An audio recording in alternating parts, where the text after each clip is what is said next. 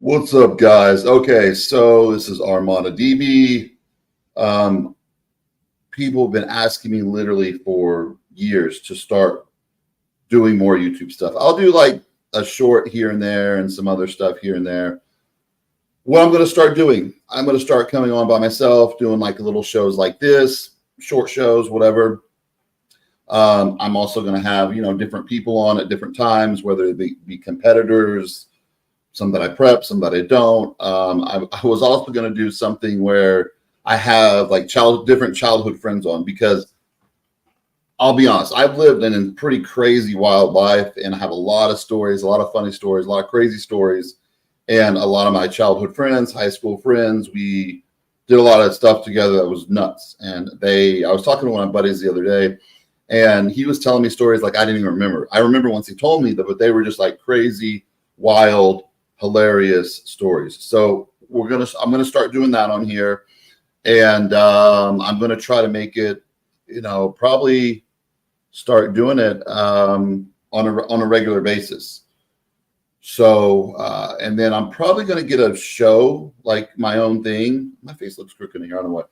A show going, something weekly or bi-weekly, because of course I do after hours every Tuesday. I love doing that. I'm going to continue to keep doing that. But there's a lot of people on there, so a lot of times it's hard to hear each other talk. And I've been getting a lot of messages, especially like on IG, people wanting to hear me talk more and about all my stuff. So I can see comments too. When I minimize the screen, I'll do that here and there and answer stuff as we go through. But that's what I'm going to be doing on this channel from here on out. I've been meaning to do this for years, guys, and people keep asking me why. Okay, I'm starting now, so it's either going to be myself on here. Sometimes I'm going to have guests, bodybuilding related, and just all kinds of probably guests, and just talk about whatever. Because let's get real. Bodybuilding talk can get a little boring. Okay. Mark, you can't widen your clavicles. So, even my father, it's genetics. So he's short, he's 5'8", but if you look at his physique, he was a soccer player, didn't work out or anything like. He works out now. He's 76, and he's a tennis player. He played, professional soccer. But if you look at him, his clavicles are real wide and square. So when I first started working out, not only did my shoulders respond the best, like muscle wise, like my clavicles were wide. So I'm about 5'10". When I started in the doctor, and I went through puberty and all that, they're like, you have clavicles of a person that's like 6'2", because the taller you usually are, the wider your clavicles are. Okay. So that has always been an advantage for bodybuilding when I was competing. A disadvantage would be, my shoulders were so wide, my back would look small. And my back has been my weaker body part over the years. So, Michael, unfortunately, you can't widen your clavicles. Those are your bones. But you can, like look, Phil Heath, for instance, when he got into bodybuilding, his main critiques was he's narrow. His front double relaxed, very narrow. Yes, his clavicles didn't increase in size, but he built his shoulders so freaking massive that you couldn't tell anymore. So that's what you're going to have to do. Just build. I recommend a lot of side laterals. Make sure you're following me on my TikTok. I do a lot of TikTok, Instagram. I do a lot of informational videos on there, workout tips if you're not watching that already. I try to put it on my YouTube shorts usually also too. Quentin, get rid of Matt after one prep. Okay, so I'll speak on this because this is what kind of the show was going to be about, right? Talk on RX. Yeah, I mean, I love RX. I love Dave, and I'm going to continue to do it. But yeah, it gets a little crazy with a lot of people on there.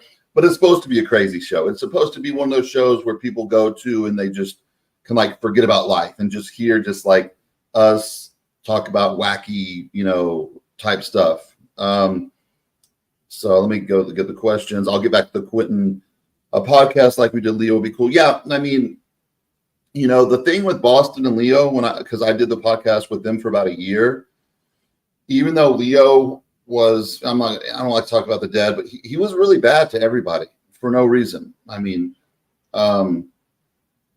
And I'm pretty short with people and don't deal with much. I put up a lot of crazy stuff with the guy because I felt, he had a lot of, mental issues. He was taking lots of different compounds so, he could read a lot of information, regurgitate it and back and forth. And then Boston, but he was good at hosting the show. Boston was good on there, but it got to a certain level of toxicity where all they want to do is talk bad about people. And I even, unfortunately, said some silly stuff one day about one of my best friends, and I just didn't want to be a part of it anymore. So I stopped doing it, and the next thing Boston passed. I miss Boston a lot. Boston was one of my was really good friends. I feel like he was like a younger brother. I used to give that guy so much information and advice, but he reminds me of my friend Chris Jalali when I grew up bodybuilding. It goes one ear out the other, and unfortunately, you can't help. I tried to help him for literally over 10 or 11 years. Like, stop, doing what led to, his passing, obviously. Okay, so let's talk about Quentin and Matt Jensen. Okay, so I'll be honest with you. I'm not a fan of Matt Jensen. I don't know him personally, but I've gotten a lot of clients from him over the years, and then some people will defend him and say this. I'll get to that. So he pretty much took out his best friend, Dallas McCarver. Okay, Dallas McCarver went with Chad Nichols for a little bit, but then he went right back to Matt, like 5 or 6 weeks or something like that. And Matt wasn't making him do like how hard he was pushing everything. That was like supposedly his best friend. Okay. I prep one of my best friends right now. Okay. Stephen Fraser. He's one of my best friends. I mean, we grew up together since I was 7 when I started hanging out with him. He was 10 or 11. He's 4 years older. And I prep him for his shows now. He's older. He's masters. He's 44, 45, but we have actually made gains. He was with all the top coaches, Hany, George Farah, Dennis James, when Dennis James was trying to coach, Chris Aceto. And then I took over, and he's been doing a lot better now. We got second last year. So the deal with Matt is Nick was one of those guys that needed a coach to tell him, because I remember Boston used to crack on Nick all the time when he was like out of shape and trying to get into bodybuilding, and just give him a really hard time. And it really bothered Nick. I mean, he even reached out to Boston. He's like, man, that really hurts my feelings. A lot of stuff you say. And Boston always did everything, even if he hurt people's feelings and offended people, it was never malicious. It was always in a joking manner. We never had that issue. Like, he never tried to clown me or stuff like that just because we were close friends. But he literally did it to everybody, like a lot of people. So, yeah. But anyways, Matt does some he does extremely dangerous stuff with clients, okay? I've had clients go to him that I fired before, and eventually we ended up back together, even though I don't usually do that often. If I fire a client, I usually don't have them come back because there was a reason I fired him or whatever. But the competition level, I've been prepping people for about 20 years, like putting people on stage. I was never one of those guys that chased the genetic freak. And I'm like, oh my gosh, I got to prep this guy because he's going to be easy to turn pro and be a top bodybuilder. I loved working with people that looked terrible and they never thought they could compete, and then actually get them up on a stage and have them winning a show. That was pretty awesome to me. So there's been a lot of, even a couple last year, the year before, there was a couple top pros I talked to, even one that just won a big show recently. And, we just weren't going to be a match. A lot of times the gear they're using is absolutely out of control. I had a client come to me from, and a lot of Matt's clients will say, oh my gosh, no, he never gives people that many drugs and gear and stuff like that. This is what he does, and a lot of people do. Okay. So let's say Joe Schmo hires Matt, right? When I was coaching, Matt wasn't even around. He popped up, I remember, I think like 7 years ago, 8 years ago, something like that. So I've been coaching like, double the time. And when you first get into putting clients up on stage, you're really excited. It's fun. as the years go on, and people are very different now than 20 years ago. Used to, people would just basically listen to you, and they wouldn't question, oh man, this is hard. They would listen to you. It was so easy, such easier time to prep people. But you also had incentives for the people. I was able to get people contracts, get them shoots with MD, RX Muscle. So, and if they were good, I could get them in certain magazines, because I was sponsored by Muscle Mag, and I was in Ironman, Muscle Fit. I was in pretty much all the muscle magazines, and I had a monthly column in RX or in Muscle Mag, and I would get my friends in magazines. I got my friends, sponsored when I was Dymatize with Muscle Tech. I like to help my friends out. I wasn't one of those friends, and unfortunately, there's a lot like this in the industry that they don't want to see people they call their friends do better than them. And if a friend does better than me, good for them. I'm happy for them. I don't feel that envious and jealous. I don't get that. So it's just hard for me to understand. And I've got to remember, a lot of people are super envious and jealous. That's why people go on other people's channels and bash people and do all that kind of stuff, because it comes down to envy and jealousy. It's weird, but they don't even know that person. You get to know somebody like online, and you're not getting to know that person. So it's just it is what it is. And a lot of people I was talking to a couple of my friends that do social media, and they have a good following, and they erase all their negative comments, they block people and all that stuff. And I get it if it gets to a certain extent, but they're extremely sensitive and they let stuff bother them. I'm like, guys, you shouldn't let stuff bother you. It's just people they're out there. First of all, they're watching you. Okay. So they must be a fan of your show or whatever you're doing or your information. And then they're commenting bad every time. So if they really didn't like it, they wouldn't show up and watch it and comment every time. Secretly, they're big fans. People do that. People do weird stuff that doesn't make sense. So I had a client. He came to me. He wasn't a competitor. He was just a wealthy guy. He was Middle Eastern, and he came for Matt.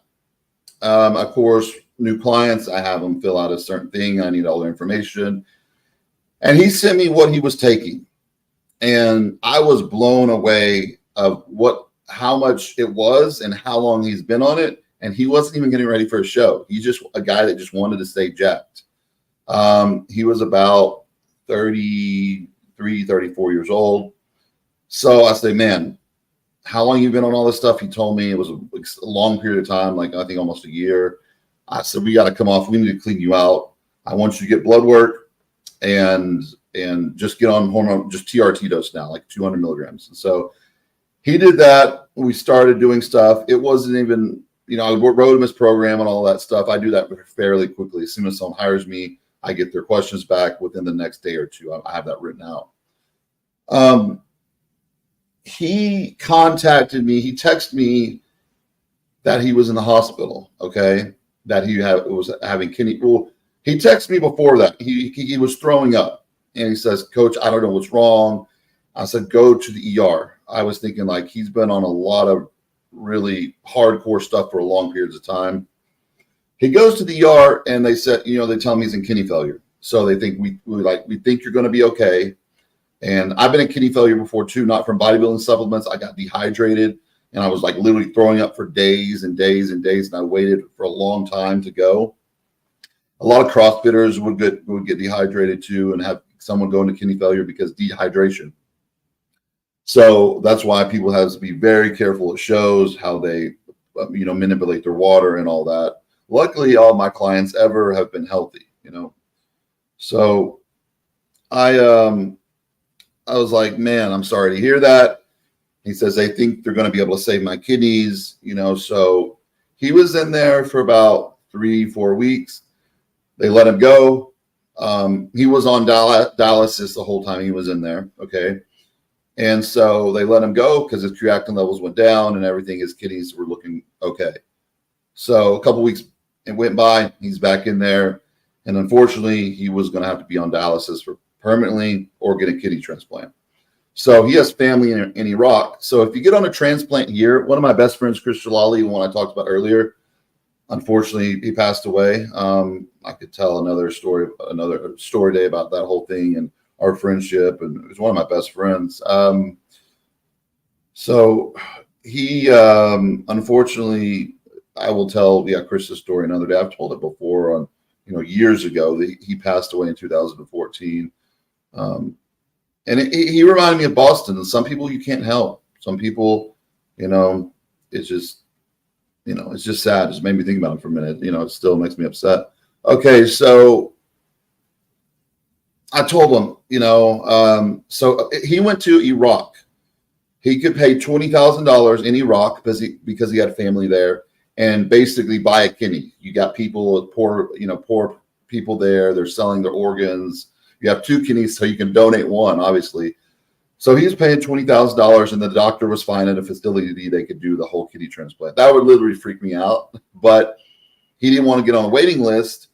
And, sometimes you don't get one. Sometimes you wait forever. And he didn't want to be doing dialysis. Okay. So, dialysis, you're going most of the time, several times a week, and you're hooked up to a machine filtering your blood so that you're kidney failure for 4, 5, 6 hours at a time. So he finally went and did that. And I told his story to people. I was like, literally, Matt had him running an insane amount of stuff. And this is not the only client that came from Matt. Other clients came too. And then other clients that have came to his defense, like, I hired Matt. His cycle was very low. He gave me, I go, this is why. Because at that time, he was getting a bad name that he was making a lot of people sick, that he, pretty much killed his best friend, Dallas McCarver. So let's say you're just a novice bodybuilder, you're just beginning, and you would hire him. He would give you like a baby cycle. Let's say, hey, here's 400 milligrams of test or 500 milligrams of test, and here's 300 milligrams of EQ a week, 2 IUs of growth hormone a day. So obviously that's not a lot, but he wanted to make sure you're going to stay with him, and then, trust each other or whatever, and then lay the whole gear talk on them. And let's be real. People just aren't honest about the amounts they're taking. I'm like this. I'm like, it's your own business. Obviously, it's illegal taking a lot of these compounds unless you have scripts for. And these days, you can get scripts for, at least 5 different compounds that, you could pretty much get by competing on. Some of these clinics can really help you, especially if you have had a lot of injuries and surgeries and stuff like that. Like the clinic I work with, I'm prescribed several different compounds. I don't take them year round, but I'm prescribed them. And that's all I pretty much need since I've retired. But Matt's, everyone's like, oh my gosh, he's a great coach. This. All he was doing was he was kind of like the new Chad Nichols. If you know who Chad Nichols is, that was Ronnie Coleman's prep coach, and he was prepping like literally all the guys in the 90s. A lot of them, and a lot of them had kidney failure, and a lot of them passed away under his guidance and coaching, unfortunately. Chad went away for a number of years, then he came back and started coaching people again. He was coaching Bing Ramy and William Bonac, and then they didn't really do good with him, so they moved on. So they used to call him the death coach. So unfortunately, there used to be a message board called Get Big. If you're my age, around I'm 40. If you're around, I guess 35 and over, you probably know if you were into bodybuilding about Get Big. But there's a lot of other forums too, and he was known on there for the kidney cooker. So I'll answer a couple questions. Do you give your clients Kratom? No, I don't.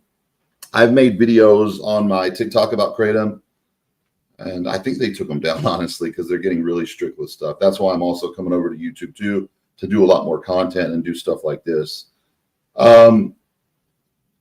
I'm pretty open about, I am very open about my opiate abuse and my struggles when I went through a very, very, very hard time and addiction with opiate abuse. I think Kratom is a very good tool to help you get off the hard stuff, whether you're on oxys, Dilaudid, heroin, whatever. It's a good tool to help you with the withdrawals and minimize stuff. But if you're just going to start taking it like recreationally, just to feel good, like a lot of these bodybuilders are now, it's a tough deal because I was never into drugs in high school at all. I played soccer, had a level. I didn't even drink. I mean, I smoked weed here and there, I like took GHB here and there when it was popular back in the day, and that's about it. And when I got on painkillers, it was because I had 3 surgeries in a month period, which wasn't a good idea, but I just want to have them all in a month period so I can just start healing and get over it, right? It was a tricep rupture I had. It was a hernia surgery, and I'm still need another hernia surgery. It's a whole nother story. And it was 2 serious sinus surgeries, so it was actually 4 surgeries in total. I was on Dilaudid, and they had me on Oxycontin. It was oxycodone for about 3 months. When I tried to come off, it was literally impossible. I was the sickest I've ever been in my whole life. And I tried like for days at a time, and it just didn't work. And it took me literally 4 or 5 years to get through all that mess. A lot of people and my friends, and unless I told them, they did not know I was on heavily opiates at all. I don't know how. I did seem a little different, but that's my thing with Kratom. If you start taking it, the thing is, you'll be like, okay, let me take it before my workout because it's a good painkiller. I don't have to take Tylenol or aspirin. And then you're like, oh, wow, this feels good because it hits your opiate receptors. And so it's going to feel like you took like a hydrocodone or something like that. The thing about usually Kratom, used to, they said you can't overdose on it. And then they had a couple people that I know of at least pass away from overdosing on it. Okay, so usually they have a tea that you make with the powder. It tastes like dirt. And then they have the Kratom shots. The shots are the ones that are really strong. You just, shoot it like that.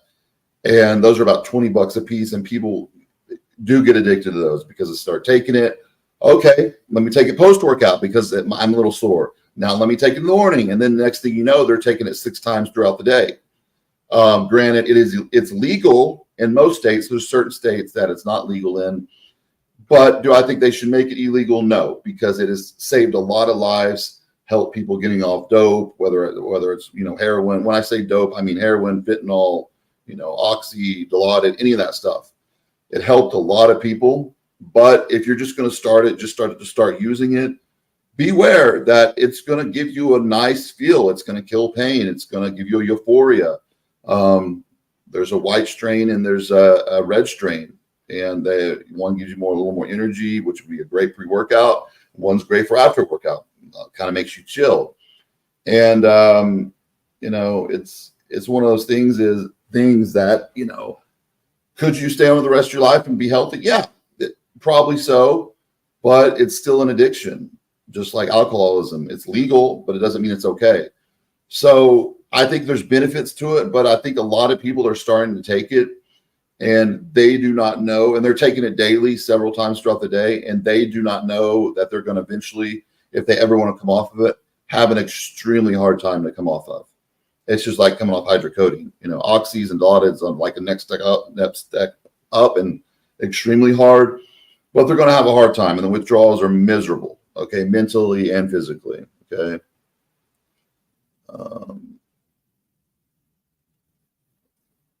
Coach. Okay, so let's get back to the Matt and Quentin thing. So I think Matt is pretty dangerous. Okay, let me see. The regular powder makes you feel sick. You very much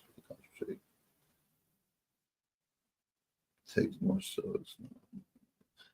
The liquid Kratom is definitely more addictive because it's stronger. So most of the people I know that have issues with it, they're doing the liquid. So, bro, Matt's doing stuff unhealthy with everybody. Trust me. I'm friends. It's hard for me to a lot of my private conversations are private for a reason. So I'm not going to say names, but I'll just say I know someone that was, how do I put it? Seeing over Nick for a little bit, saw his program. It was absolutely insane. This guy was trying to help him with his health, trying to tell him he needed to take lower dosages.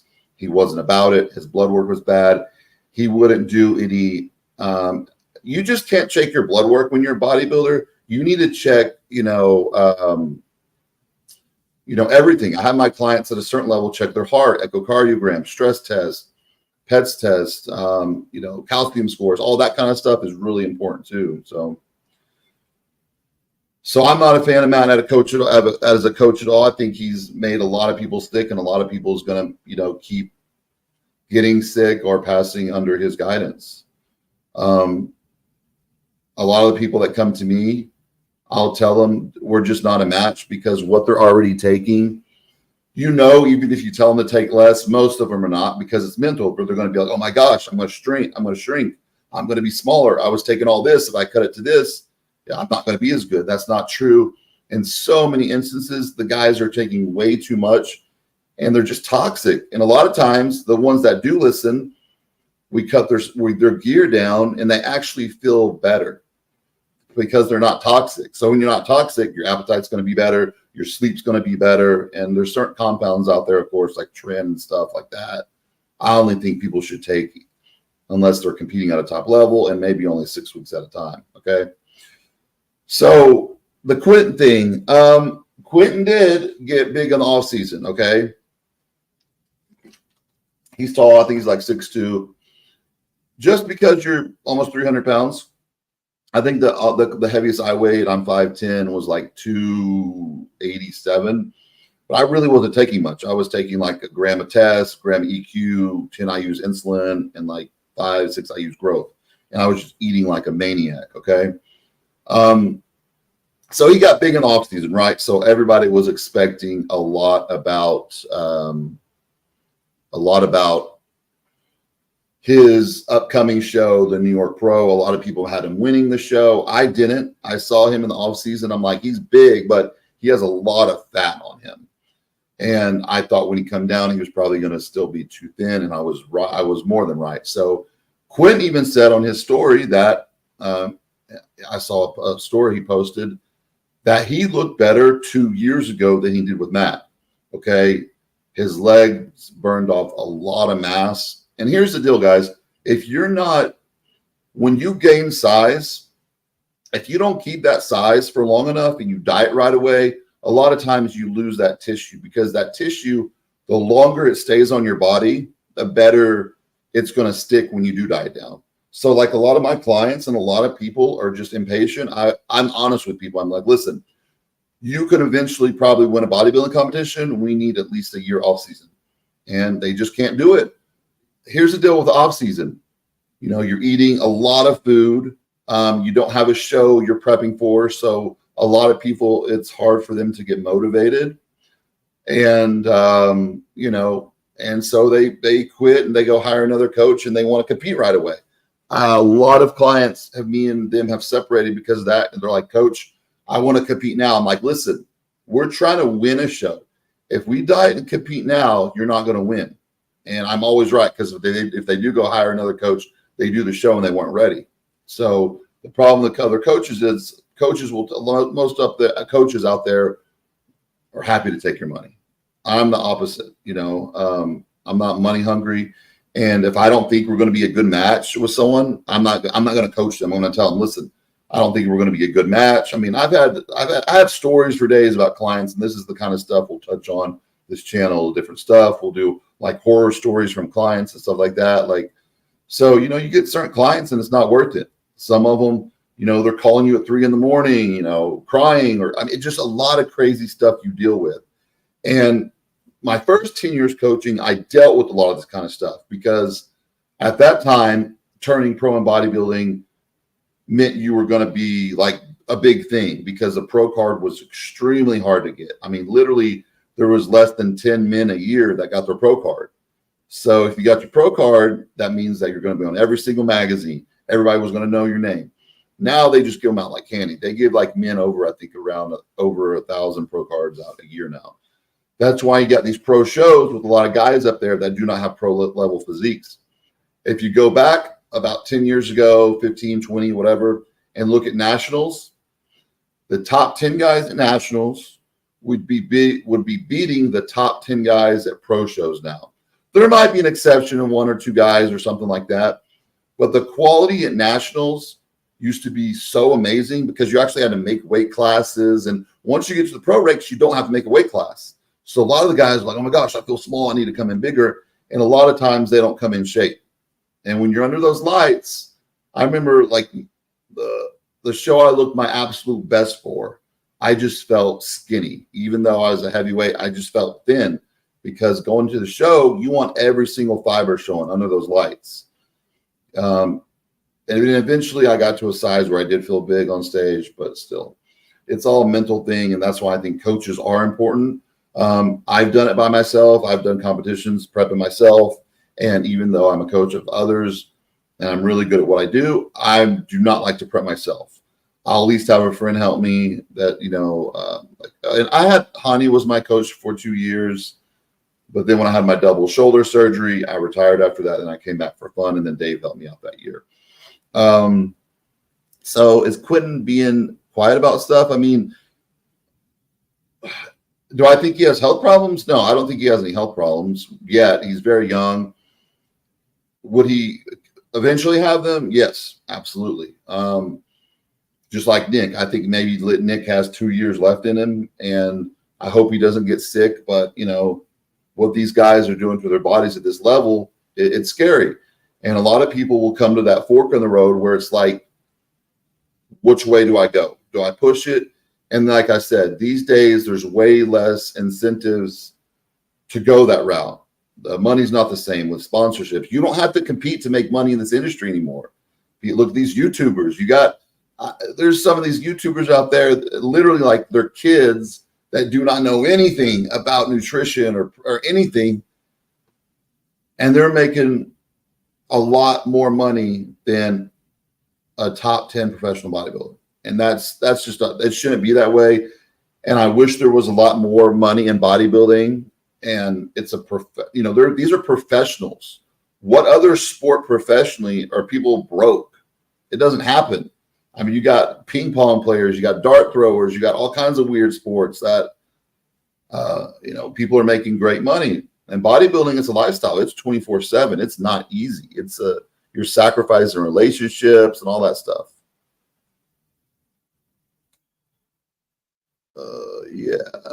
Kratom is addictive. Yeah, it's very hard to overdose on, like I said, but there's been reported cases, so I'm not sure. Usually you just get nauseous and throw up. So the problem, the UGL, man, I got guys that have access to even, the best stuff, like European stuff, Middle Eastern stuff, and it's still the same thing, dude. They're still not able to get it together. So a lot of people are taking dirty stuff, but I know a lot of guys too. A certain one of my clients too. I had to let him go. We won one show together when we started doing an off season. He was with me for a couple years, but he just wasn't listening. Thought I was a wizard, and I could, he could cheat the whole time on his diet, and I do cardio. In the last 3 weeks, I was going to magically be able to get him in shape, because the first prep I pulled some strings and we got him on stage and won. And when I become friends with certain people, it's like, listen, like if we want to remain friends, I can't be your coach because I'm a hard coach, and I'm going to be yelling if you're not following the plan, because it's supposed to be a fun thing for both client and the coach, like a fun journey. And I've had a lot of fun with a lot of my clients along the way. And a lot of them were really disappointing because they were really good. We even turned them pro, and then, a lot of things would happen. They didn't have the money to keep going, or they got in a relationship, or they had to, their work got more serious, or they had a kid, or so there's been a lot of people over the years that could have been really good, bodybuilders. I had two really, really, really good bikini girls too. We got the pro card, and then they never competed after that. And should Quentin give him more time?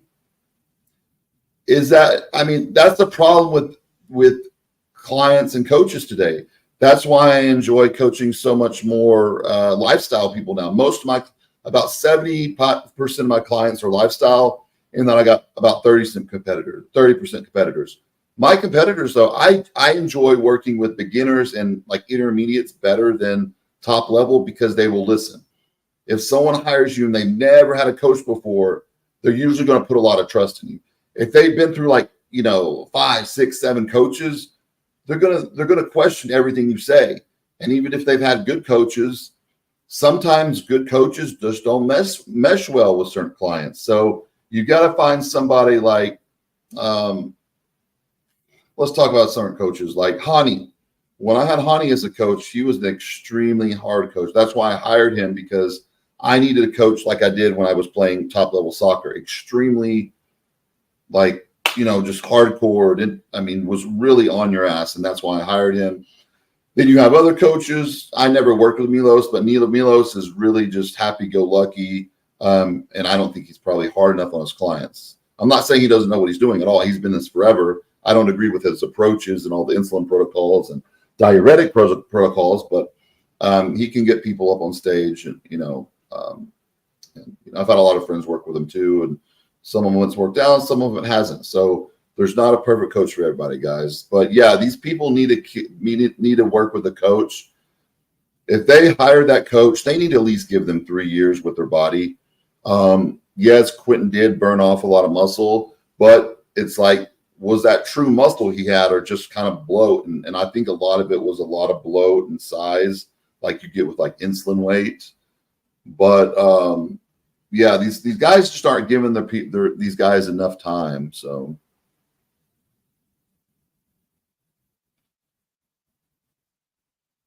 yeah, 2 years.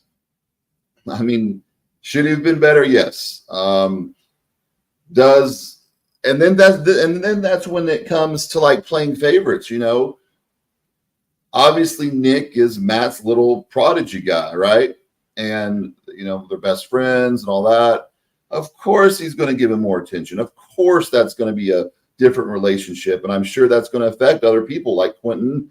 And I can't even think of the other situation when Nick left him because he was coaching someone else, and he was upset that he was coaching somebody that was his competitor, and he was like, pick, and then it didn't work out. I can't think of the name. Y'all will probably remember, but it is what it is. These people have to give coaches time. I have people sometimes, and I'm really good at figuring bodies out pretty quick, but people are impatient. People do weird stuff. I had this one guy, he was trying to turn pro for 8 years, okay? He did the USA's a year prior. I think he got like 4th. And so he hired me. And so I'm going to tell you, this guy was extremely high maintenance. He would call me like, we had to make a weight class. I believe it was middleweight or light heavy. It was one of those. And he would call me constantly, but Coach, there's no way I'm going to make weight. I'm 15 pounds above weight. Oh my gosh, we got 3 weeks. No, there's no way. I'm like, listen, I've never had a client not make weight. You're going to make weight. You can I've literally dropped 15 pounds a week before the show. Is it necessarily healthy to? No, but it can be done. And I'm like, chill out, dude. You're stressing me out. Just listen to me and we'll get there. And he had several more breakdowns. I even had to go drive to him one time. I'm like, listen, I'm at a restaurant.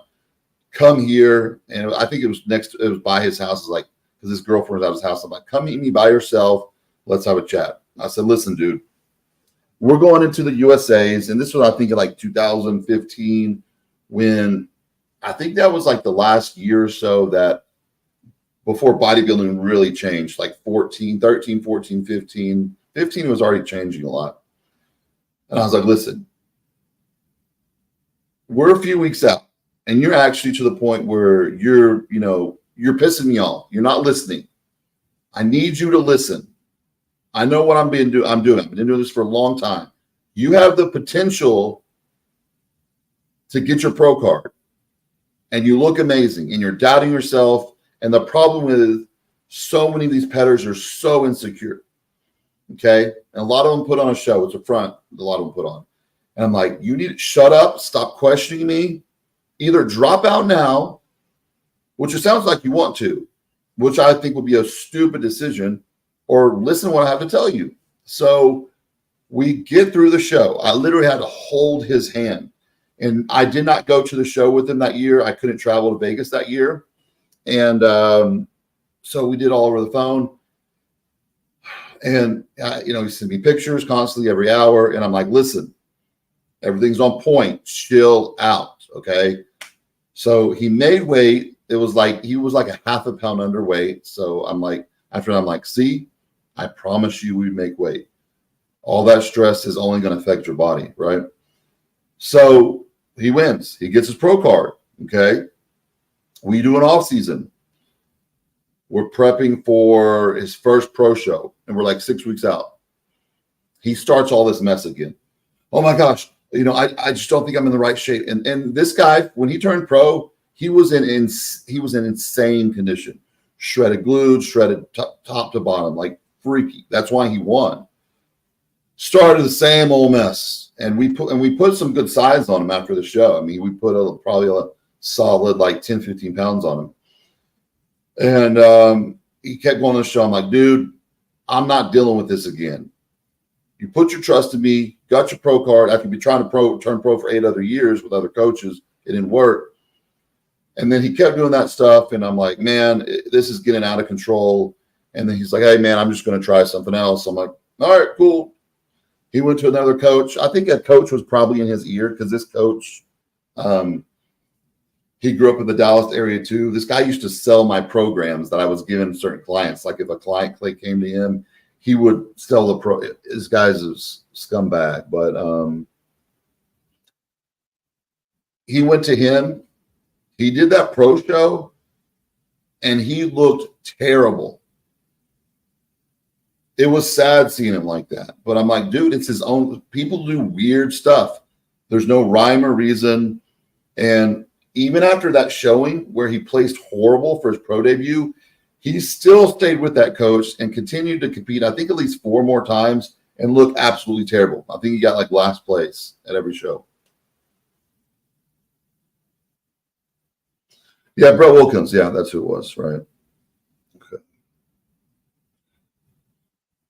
Harder to prep taller bodybuilders. Of course it is. Of course it is. My best friend that I prep now, he's 6'1", and he looks a lot taller because his limbs are so long. He has a long neck, long arms, great physique. We grew up competing together. Was one of my best friends. He got help from other guys for years because I helped him for his pro debut, but he was taking like literally a baby cycle. And I said, listen, bro, like you're literally taking what a novice takes, and this is your pro debut. I got him shredded to the bone. He just didn't have enough size. So he worked with different people over the years, Hany, George Farah, and he was looking good with George Farah, but then George Farah got sick, right? That's when he got cancer. That's awesome that George beat it. George is an awesome guy. He worked with Dennis James when Dennis James tried to prep people for a little bit, and then he worked with Chris Aceto the last few years. So literally at every show, he got last place. Last place is 16. So if there's 20 people, it's still 16. I think one show he got like 14th, right? So we get together, we link back up. I had a long talk with him. I was like, bro, if we work together, you got to listen to me. You got to trust me, But unfortunately, this is after 10 years of competing where I could have been coaching him the whole time and we could have been destroying it. And we got 9th the first show back, which was great. Then we got 7th like a few weeks later, California Pro. And then this past year, we got 2nd, the Reno. So that was really good. And that was his highest placing ever. The problem is he's in his mid-40s now. So his body's not going to be reacting the same. And yes, taller people take, even myself, like I'm 5'10", right? Competing, I would have never, like, what I thought was a lot when I was competing is like nothing today, like a lot of gear. Like, I thought when I was taking like 8 IUs of GH pharmacy, GH, I thought that was a lot. Now you got guys taking, 15 to 20, IUs, and, 15 to 20 IUs now and all that.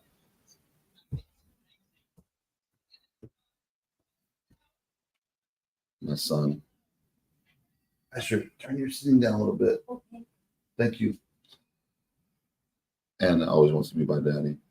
Okay. So, yes, I mean, I have to fill out even my frame. It took me years to fill out my frame. Yeah, it took me years. That's right.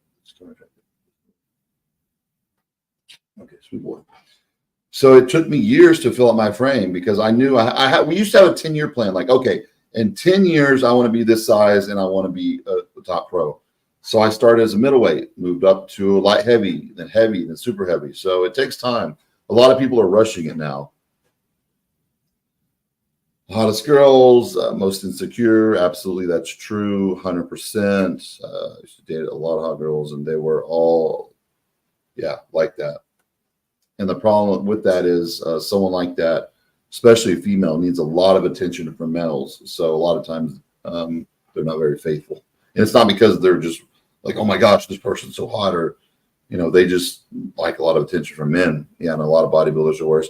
Depends what you get into bodybuilding for. So I notice if you're an athlete and you move over to bodybuilding, those people are a lot easier to prep because they're more coachable because they've had a coach before, whether it's basketball, football, soccer. They're coachable, okay? People that usually never played sports before are usually more, not every time, but a lot of times they're harder to coach, okay? I played sports, so I was very coachable. And I put my, when I had Hany as a coach and Dave as a coach, I listened to everything they said. I didn't deviate at all. If I, I was obviously knew my body and I was coaching others for years too. So I would do like, hey, I think my body needs A, B, and C. And then I would do that and I would tell them, hey, this is what I did. And they'd be like, okay, good. That looks good. Keep going, because I knew my body so well. And today, a lot of these guys, they just aren't figuring out their bodies. But your body does change every year and every couple years. It's never the same prep, okay? I think Nick got in. Matt's here. Dropped the ball. Here's the deal. That could have happened, right? I think I don't think even if he came in on point, he could have beat him just because he doesn't have that mature muscle yet, right? But that could have happened. There's been rumors that, he kind of burned some muscle up at the end. Let's see. I think he's competing in a couple of weeks. Let's see how he looks by himself. I think he's going to coach himself now. I think that's what he said. So we'll see about that. I mean, a lot of times these guys are expecting way too much but I agree with Matt. Like if I'm not going to coach somebody, I'll usually recommend somebody. I would never recommend Matt. Go to Matt if you want to have health problems, right?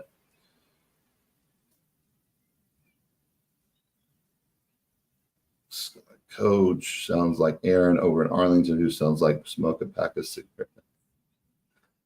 I grew up in Arlington, and I know who you're talking about. Okay, so I won't get into that, but he actually was asking me to coach him for a few years. Yeah, I didn't, but I just didn't think it was going to be a good match. But yeah, I know who you're talking about exactly. No, Nick didn't leave Matt. This was when I was talking about that. It was from several years ago when he did leave Matt for a little bit. All right, guys. I mean, that's just the way it is. These guys, it's that's why people like Hany. Hany only coaches his athletes. He's got Hottie, and he's got Derek, and he's got C-Bum. He literally got handed C-Bum. It's like, here's the best classic physique guy in the world. So Hany got a lot in, because a lot of people didn't know who Hany was. When I got on like TikTok and stuff, a lot of younger people didn't even know who he was. So, he was getting prepped by Ian Valaire, which is his brother-in-law, and he just did Chris get better? Yes, of course he got better because the years progressed. I think it was a more mental thing too. Ian was competing, and it was too much stress for him to prep him. And even though he retired, that was crazy. It's like someone gives you like the best of the best, and Hany was like, "Okay, cool. I got the best classic physique guy in the world. He hasn't lost, so this is going to be a piece of cake." And I worked with Hany. Hany is really good, but here's the deal: he would only take clients on if he thought he can make them a top pro. So we talked, and he thought he could make me a top 10 pro. Unfortunately, I got injured, double shoulder surgery after 2 years working with him.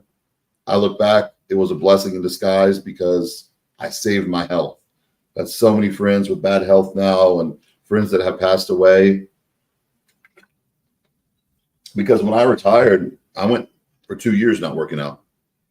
Then I would work out just like 3-4 times a week. I stopped all gear. I would just do TRT. I did TRT for years. And I just recently, 2 years ago, I started working with a clinic where they can prescribe Anavar and Deca and stuff like that. I don't like Deca just because it messes with my guy downstairs and just makes me a little depressed. I do like Anavar. And if you have good genetics, a lot can be done with testosterone, Anavar, and I don't take growth hormone anymore, synthetic. I take my product Ceromax, which is pure MK677, and we've been selling that for 9 years, and I pride myself in that product because a lot of MK677s out there are underdosed, mixed with SARMs, mixed with prohormones. We don't make other research chemicals at all. That's the only one that's considered a research chem that we make.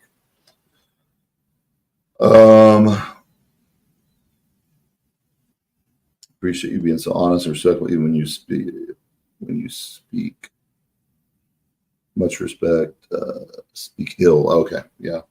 Yeah, I'm not here to bash anybody, guys. I'm not like that. I'm just, Matt is scary what he does to people, and I'm just stating facts. Like, I literally got a client to him that he put kidney failure and had to get a kidney transplant.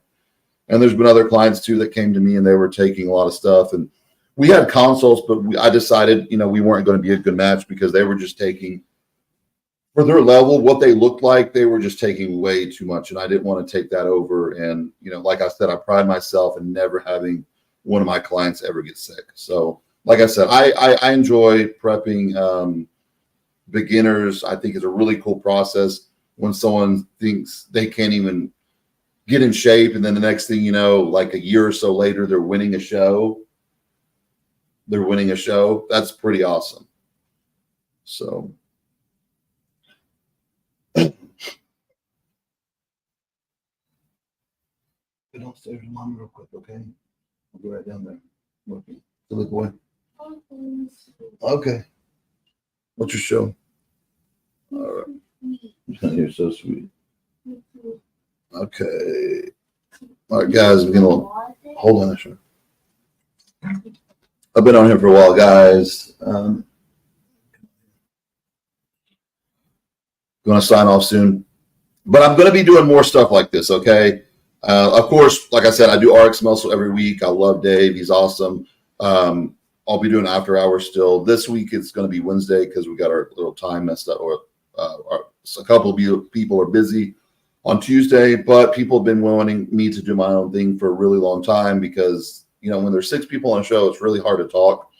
And you got, it's a bodybuilding show still, even though we talk about crazy stuff. A few of the people, they're not bodybuilders. They don't want to talk about bodybuilding at all. So it's kind of like, there should be like a happy medium of both, right?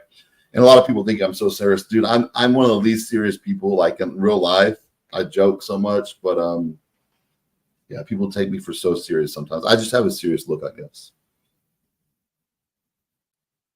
Thank you, appreciate that. Young Honey, kids know Honey, all the colors. Yeah, Honey. The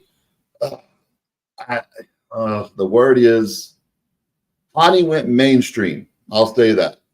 I'm not going to say he sold out, but he went mainstream. I get it. I mean, going mainstream, you make a lot more money, okay? But, yeah, if you ask me, would I be doing collabs with these goofy people like the trend? Or no, I wouldn't. I would not associate myself with those people. I don't care how much money it was or clout or whatever. These guys to me make bodybuilding look bad to me because they aren't bodybuilders, but they just make the industry a little goofy to me. And bodybuilding was something I loved. And I still do love. It's just not the same when I was competing, but I just think they make it too goofy, and it's not in a good way. Goofy in a good way is one thing, but in another way, it's not. Drink this. You want some water? No. No, we're not pouring.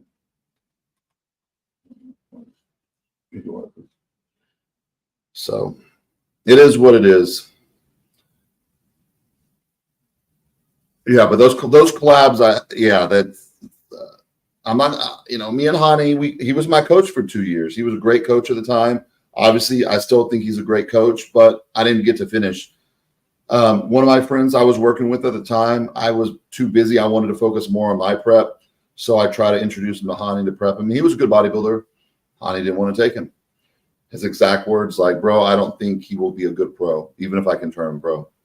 So Hany would not ever take a client unless they were genetically gifted. I'll put it that way. Unless you had the genetics to do it and the work will and all that, he would not take you on as a client.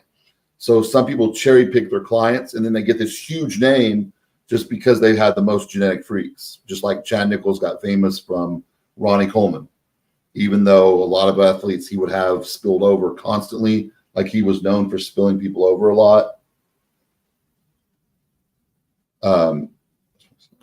He would, he still got that huge name here. Okay. Drink your water. All right. Yeah, I'm not Coach Dallas. Yeah. Yep.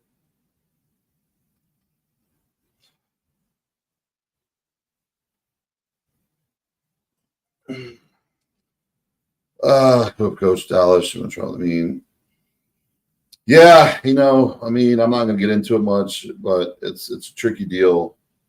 I told him when this all went down, we were never close friends. We just kind of like knew each other through the industry. I said, dude, work your butt off and get a high power attorney. Do not use a public defender. That is suicide. And then he's been with a public defender a couple of years, and now he realizes this public defender saying, he was saying one thing the whole time. You understand what a public defender does. They work for the state. They're just there to get you a deal. Like, okay, hey, if we go to trial, you're going to lose and get 30 years. We can do 15 years. That's all a public defender is going to do. I guess his public defender told him something else. Now he's to the point where his public defender, it's trial time, and his public defender is like, hey, you need to take these 15 years. And he's like, oh my gosh, I'm not taking 15 years. I knew Andy, the guy, the situation. Andy was not healthy at all. Andy was a big drinker. That's all I'm going to say. He was a nice guy. He was always extremely nice to me, but he was extremely unhealthy. You do not do something like that after a major surgery. That's crazy, but that's all I'm going to say about that. But yeah, Matt was, I can't believe people don't know, but a lot of times, the industry has a lot of new fans and all that kind of stuff. But yeah, Matt was not only best friends with Dallas, he was his coach too.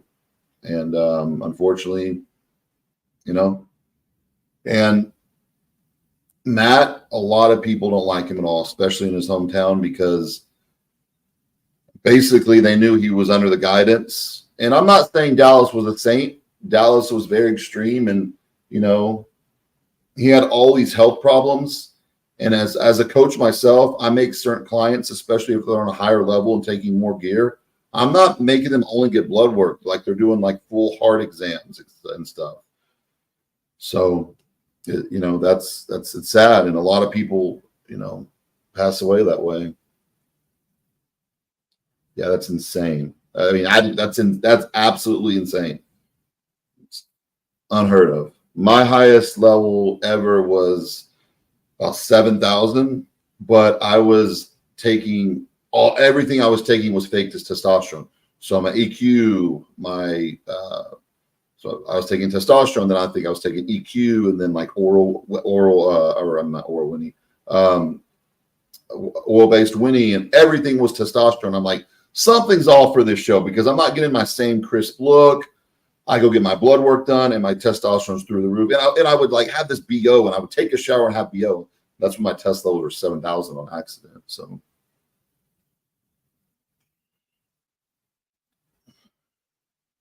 It takes time. It takes a long time. I talk to people on a daily basis. I at least do 3 to 4 consults every day. And the biggest misconception is how fast people think they can get in shape. Do I have genetic freaks that come to me? Like often, no, but I have had some, and we're able to prep for a show in 6 weeks and win a show. Then you got other people, they could never win a show, no matter how good they look, their structure. I mean, my job is to get them the best they can look possible. And, you have your genetic potential. That's what's most important. Yes, MK677, I think, makes you hold a little more water than GH. But after everybody's different. So you got different water. You got water inside the muscle and water inside the muscle, water outside the muscle.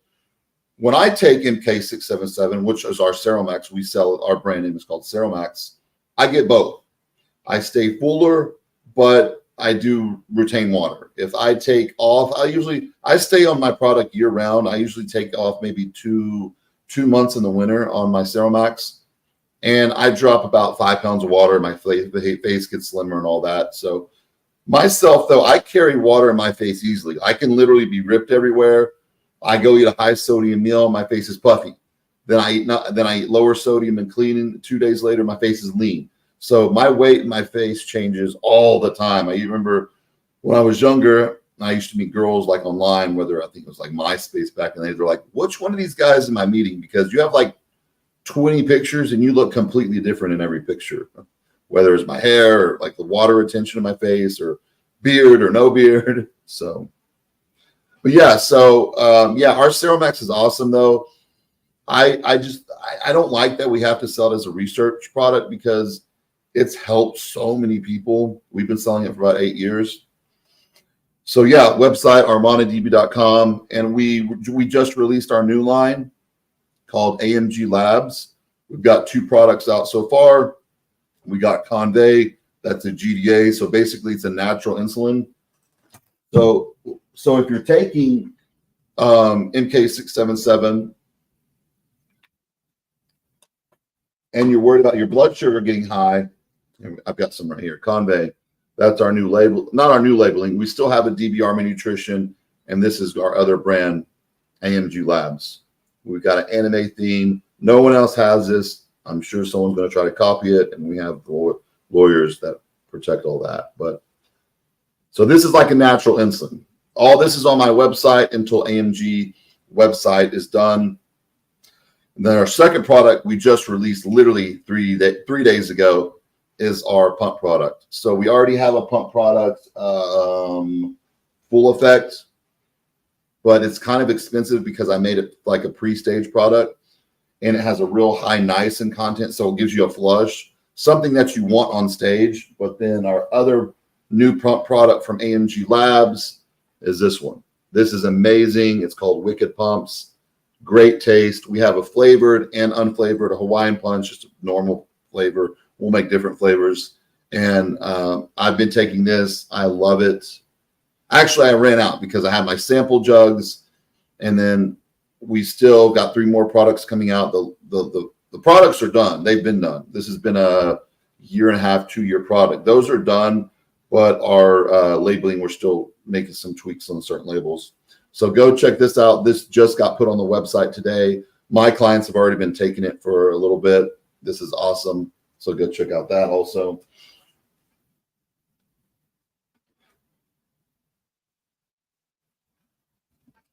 Not hating on Hany, but but those kids are lame AF. Teams.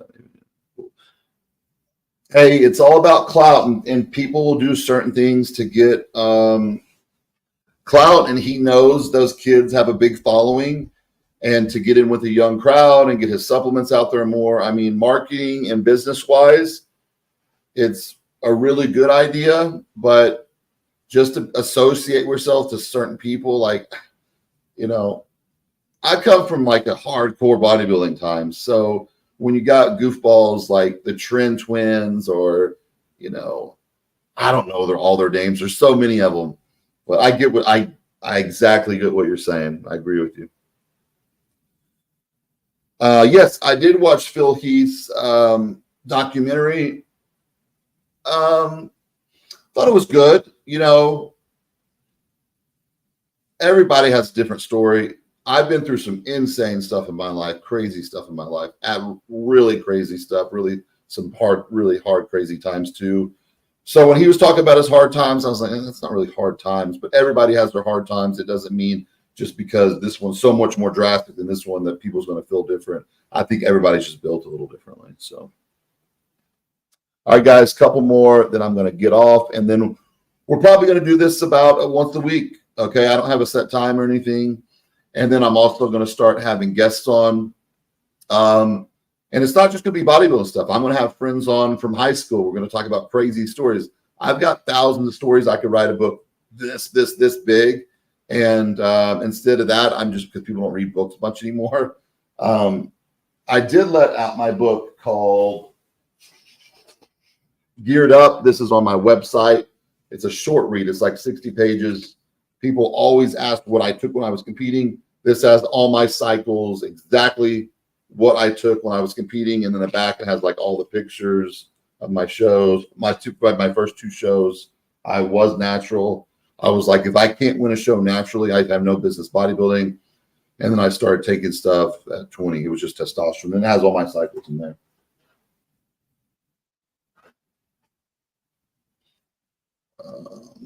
Okay, guys.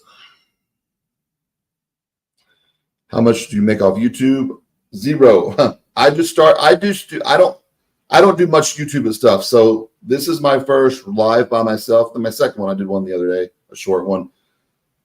People have been asking me to do my own YouTube stuff for years and years and years. And I was like, well, I want to wait till I have my studio build and this and all this high tech stuff. I'm like, no, I just need to do it because I get so many messages daily. People asking me to start my own stuff, and because like I said, I am our ARX muscle. I do the whack pack. I also do play-by-plays, but people want like a place I can just talk freely because it's hard to talk with a lot of other people sometimes. So, yeah. So currently nothing. Stuff's like monetized, right? I think there's some money. I think maybe several $100s in there. I haven't even checked, but I've had a YouTube channel for years. I just don't I was like posting a video maybe every few months, but I have been posting shorts on here.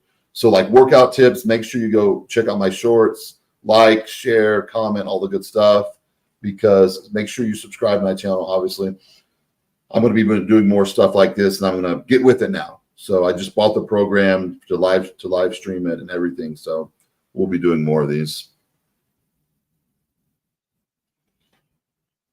Unfortunately, I think it was pretty spot on. I don't think it was all at one time. I think it was like an extended period, but yeah, it was. Yeah.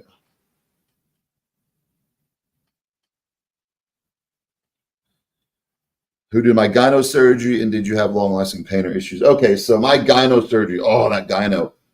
I didn't get gyno from the gear. I started taking something called Advodart, which is like Propecia Proscar.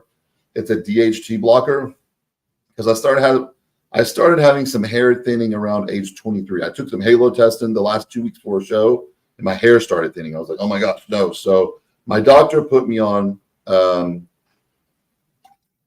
Propecia or Proscar, the same thing, and then Advodart was another one. So I'm like 5-6 weeks out, and I'm like, as I'm getting leaner, I'm like, I feel like I'm getting gyno.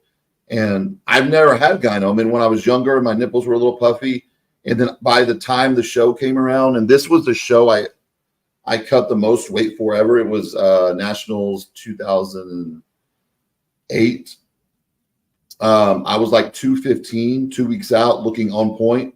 But a bodybuilder, Mike Liberatore, I don't know if people remember him, he was doing the heavies that year and favored to win. So I was like, I'm going to suck down the light heavy. So I weighed 198 and a quarter exactly. And my gyno was terrible. Okay. So I had that show in the bag. I was the biggest, most conditioned, and I got 3rd place. I was devastated.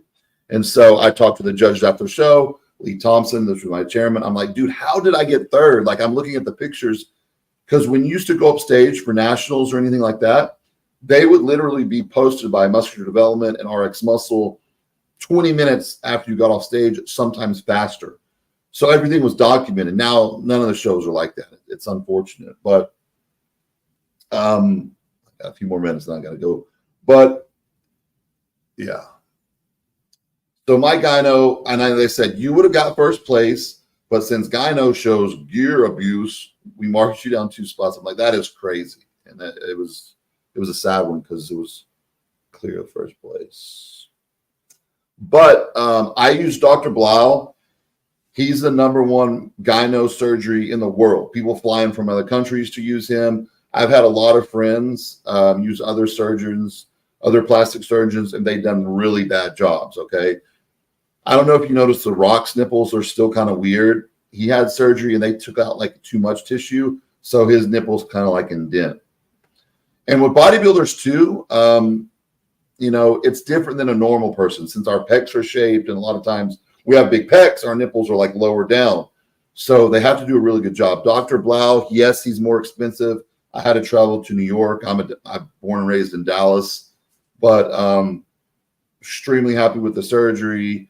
I was numb for about a year, and it took about a year for my sensation in my nipples to come back. So, yeah, I mean, everybody holds different amounts of water. Like I said, go with our Ceromax. You're going to get what you pay for. You know what you're getting. You're getting real MK dosed at 25 milligrams. You're not getting some other nonsense mix. I'm not going to name names, but a lot of these big chem companies out there, especially with shady owners, they put a lot of, you know, stuff that's not supposed to be in there. But you could try it. And the water usually about around week 3 or 4, if you're holding too much water, it disperses a little bit, but the benefits are so amazing. How much training volume do you recommend for Lifetime Natty? I didn't train differently Natty than I did Enhanced. So the only thing you got to remember, it matters your age too. When you're in your teenage years or early 20s, you recover way faster. So if you're natural, it's very different than being, you know, older, a little bit older. You're going to, you know, the recovery is going to be different. So everybody's different. Even my natties I prep now, their training's different. Some I have trained 5 days a week, some 6, some 4. So everybody's different. You gotta know what works for you. Appreciate it. Yeah, we worked really, really hard on this label, and I'm really, really proud of all the products. They're absolutely amazing. And you know, when I got in, we did different characters and names and all that of different our own anime people. So pretty happy about that. And so it's 2 products. We got 3 more products coming out. We got a fat burner that's absolutely nuts. I don't take those fat burners. I don't need them. I burn fat really easy. But we got a high stem pre-workout, which I don't take stems either. So, but people, when we tested it on people, everybody loved it. So that's what I do with my supplements. I would keep doing my formulations and tweak different things until pretty much a majority of all my clients and friends liked it. Then I would manufacture it. And so I got into making supplements myself because I wanted to be, I was with so many companies where I would not like the products at all, like Muscle Tech, which was like the OG company back in the day. Like as a teenager, I spent so much money on those supplements when I got with them as an athlete, which was a horrible idea because I left Diamond-Ties when Diamond-Ties, I was the only athlete and they were taking care of me really well. I was in all the ads in the magazines. That was the worst business decision I ever made. A lot of times you think grass is greener on the other side, and it's not. And that was one of those times. So I appreciate that. Make sure you check out my website of those products. And the label's not only awesome, but the product is. So,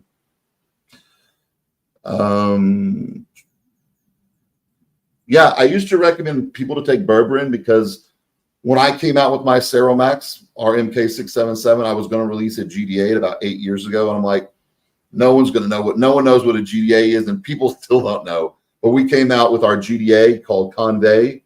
So this is going to take care of your blood sugars. If you're running growth hormone, if you're running growth hormone peptides, if you're running MK677. I personally don't need, my blood sugars don't get high running. I just run my Ceromax now. I don't run synthetic GH anymore, but a lot of people do. It depends on your diet too. If you're eating a lot of sugars and carbs. So basically what this does, it lowers your blood sugar and it transports carbohydrates to the muscle instead of being all burned as fat. Obviously, you can't eat nonstop like a pig, and this is just going to help. So you take this. I take mine only once a day. So I take it pre-workout. I'll do 50 grams of carbs and I'll take 3 capsules, and it helps me shuttle and feel better. So this is an awesome product. So if you're taking in the sort of growth hormone product, get on our Convey. The other GDAs out there, I looked at the top 20 GDAs, the ingredients, and my supplement company, and most people, they make supplement companies and they have other people formulate stuff. I do all my own formulations. Of course, my manufacturer has his input, which he's really awesome manufacturer. And but we made sure it destroyed the rest of the GDAs out there and the best GDA. So yeah, check out that. That's on my website until AMG Labs website will be separate and they'll be sold on both. So bodybuilders inspired me. Of course, I'm going to go with Ronnie Coleman, because when I started training at Metroflex and Golds in Arlington, and I was working out right next to Ronnie Coleman when I was 15, when I first started working out. And I looked at him and I was like, I know I can never be anything like that. That's like from another planet. So I got spoiled. I mean, we had Ronnie Coleman there, Johnny Jackson, which I'm really good friends with Johnny Jackson now. He's awesome. Branch Warren, which I never became friends with Branch. We're not enemies. We just never talked really. And a lot of good bodybuilders have come out of here, Dallas area, Arlington. So I'd say Ronnie Coleman, Jay Cutler, just because he had those long DVDs that we all used to watch. And I like King Kamali, and I'm friends with King Kamali today. And the reason I like King Kamali, because I'm half Persian. He's full. He was, I believe, at the only Persian bodybuilder. And I liked his like crazy attitude, and he caused excitement in the industry and sport. And we need more of that now. It's too boring. We need some more like crazy personalities out there. And I'm not talking about like Trent, the social media goofy stuff. I'm talking about real, like, the real stuff. And so those three. Fiberlyzed is the bomb. You might need to take a little more. Fiberlyzed is the bomb. Okay. Your colon, if it's not cleaned out, if you're not going to the bathroom regularly, you're not, you need that, especially with bodybuilding. I take 1.5 scoop right before bed. That wasn't enough for me. So I take a scoop in the morning and a scoop and a half before bed. That keeps me. And if I miss, I notice. It's not as a good bowel movement and all that. So I think it's the bomb. I love it. Yeah. The Fiberlyze, you mix it real quick and slam it. You can't let it sit, but it's the best fiber you can get. I'm not a fan of metformin. It gives a lot of gastro issues, so I'm not a fan. I would honestly just take our Convey. That's just going to do the job without the side effects of metformin.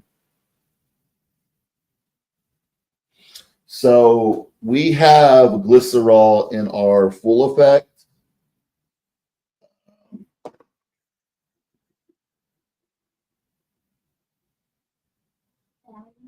Hold on a second. In our pump product, we have glycerol in there. The liquid glycerol, people are overhyping that because I thought about coming out with one. So that is overhyped. Yeah, that's overhyped a little bit. So I have glycerol in my full effect product. So we have 2 different pump products. We have full effect, that's with the DB Army Nutrition, and then our new line, AMG Labs, we got the Wicked Pumps. All right, guys, I gotta go. No, I didn't watch all of them because I was friends with Rich. You got to remember, I was with 5%. When I retired in 2014, I was going to try to make a comeback again, even though that was my comeback in 2014 just for fun. My head fell out of love with bodybuilding and competing. That's when I started my family, I had my daughter and all that. So I was friends with Rich. I knew a lot of stuff about him personally. A lot of that was just show. Rich had a lot of injuries, and when we would train together, he couldn't train that heavy. He used a lot of fake plates just for show, but he had a lot of injuries. So, but Rich, people's got to understand about Rich. They take him literally, like everything he says about like 8-arm workouts, and and all that stuff. A lot of Rich's stuff was satire. And that goes over people's heads, especially these days when common sense is less and less. But a lot of his stuff was satire and people took it literally. So, no, but I was Rich. I got along with Rich all the time.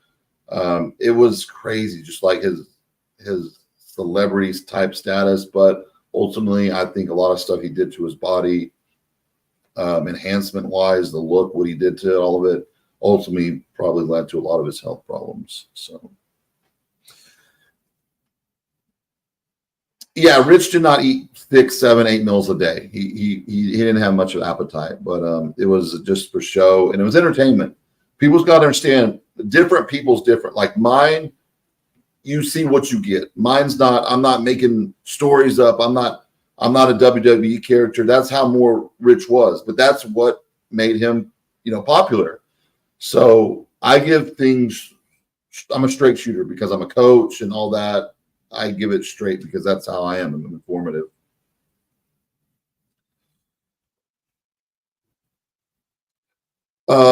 He didn't hate Rich. He didn't hate Rich. Boston really didn't have a hateful bone in his body. A lot of people took him wrong.